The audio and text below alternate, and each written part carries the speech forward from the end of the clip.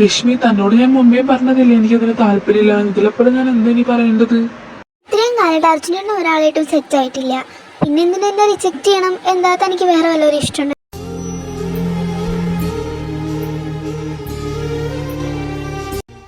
അർജുനേട്ടാ, ആ കൃതിക, തന്നെ നേരത്തെ ആണല്ലോ. കയറിവാടോ. ഞാൻ ഡിസ്റ്റർബ് ചെയ്തോ സംസാരിച്ചത്? ഒരു ഡിസ്റ്റർബൻസും ഇല്ല. താൻ വായു, നമുക്ക് ഡാൻസ് പ്രാക്ടീസ് ചെയ്യാം. അർജുനേട്ടോ, ഒന്നും കൂടി തീരുമാനിച്ചിട്ട് തന്റെ റിപ്ലൈ പറ പ്ലീസ്.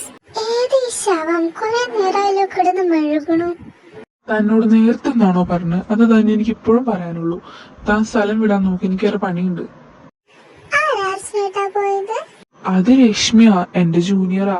കുറെ നാളായി ആ പെണ്ണിന്റെ പിന്നാലെ ഇഷ്ടാണെന്ന് പറഞ്ഞ് നടക്കാൻ തുടങ്ങിയിട്ട് എത്ര ആയിട്ട് ഒഴിവാക്കി വിട്ടതാണെന്നറിയോ. എന്നാലും ആ സാധനം മാത്രം തലേന്ന് പോണില്ല.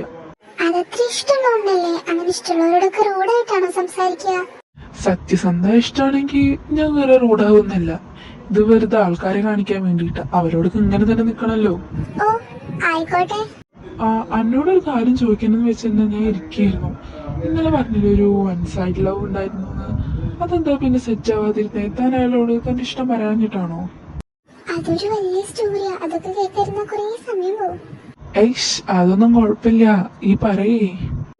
ശരി, ഞാൻ പറയാം. ഞാൻ 9ാം ക്ലാസ്സിൽ പഠിക്കുന്ന സമയത്താ എന്റെ ഫസ്റ്റ് ലവ് സ്റ്റോറി തുടങ്ങി. 9ാം ക്ലാസ്സിൽ പഠിക്കുന്ന ഒരു ദിവസം സ്റ്റാഫ് റൂമിൽ എന്തോ ഒരു ആവശ്യത്തിന് വേണ്ടി പോയപ്പോഴാ ഞാനൊരു പാട്ട് കേട്ടു ദൂരത്തുനിന്ന്.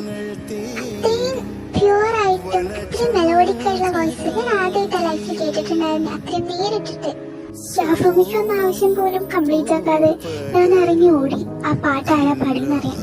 അങ്ങനെ പോയപ്പോഴാ നെല്ലിമരത്തിന്റെ ഇടയിൽ ഒരുപാട് ആൾക്കൂട്ടത്തിനിടയിലിരുന്ന് അയാള് പാട്ട് പാടുന്നത് ഞാൻ ശ്രദ്ധിച്ചത്.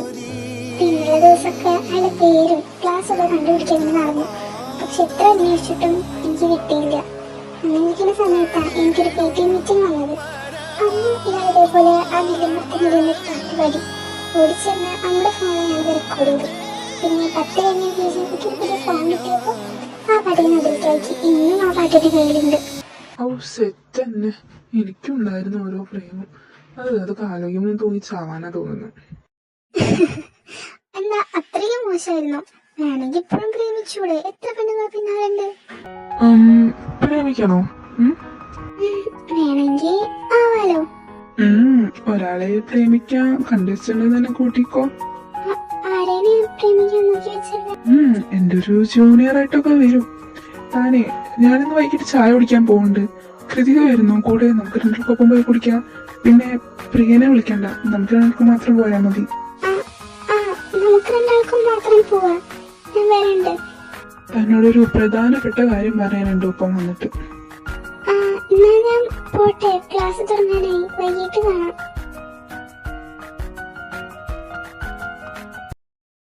എന്തിനാ നോക്കി നീ ഇങ്ങനെ കിതയ്ക്കുന്നേ? വാ ഇവിടെ ഇരിക്കി.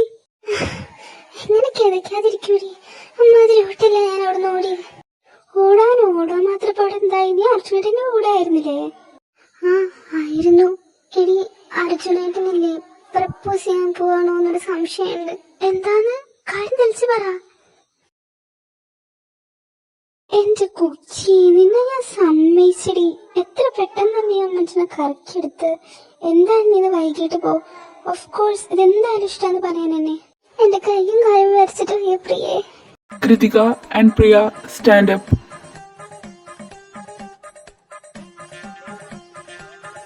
ഇവിടെ ഒരാൾ ക്ലാസ് എടുക്കുന്നത് കാണാനില്ലേ? പിന്നിലിരുന്ന് വർത്താനവും ചിരിയും. You can stay silent, sit there. കാലമാടൻ.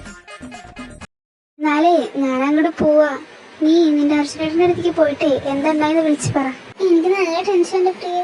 ഞാൻ നിന്നെ വിളിക്കണ്ട്. എന്നാ ശരി, പോട്ടെ, നാളെ കാണാം. ഞാൻ റെഡിയല്ലേ? നമുക്ക് പോയാലോ? ചെറിയൊരു മഴ ഉണ്ട്, ഞാൻ കുഴപ്പമില്ലല്ലോ. ഏയ് കുഴപ്പമില്ല, നമുക്ക് പോവാം. താൻ വാ, കേറിയിരിക്കും.